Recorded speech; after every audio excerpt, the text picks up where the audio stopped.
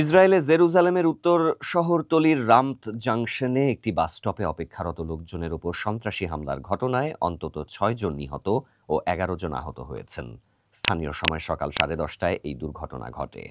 Israeli ambulance service ম্যাগেন David Adom MDA, স্থানীয় paramedic ও police বিষয়টি নিশ্চিত করেছে।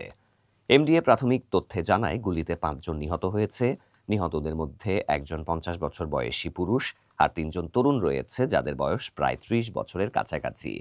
এছাড়া ৫০ বছর বয়সী এক নারীকে গুরুতর আহত অবস্থায় হাসপাতালে নেওয়া হলে তাকে মৃত ঘোষণা করা হয়। আহত ১২ জনের মধ্যে ৭ জনের অবস্থা আশঙ্কাজনক।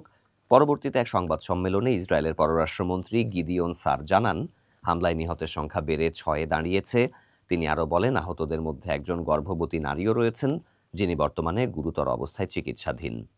ইসরায়েলি পুলিশ জানায়, ২ জন সন্ত্রাসী রামথ জংশনের বাস স্টপে গুলি চালালে ঘটনাস্থলে থাকা একজন নিরাপত্তা কর্মকর্তা ও এক বেসামরিক ব্যক্তি পাল্টা গুলি চালান। এতে উভয় আক্রমণকারী নিহত হয়। ঘটনাস্থল থেকে আক্রমণকারীদের ব্যবহৃত আগ্নেয়াস্ত্র একটি ছুরি উদ্ধার করা হয়েছে। হামলার পর এলাকা জুড়ে ব্যাপক নিরাপত্তা জোরদার করা হয়। পুলিশ, সেনা সদস্য ও জরুরি কর্মীরা ঘটনাস্থলে অবস্থান নিয়েছে।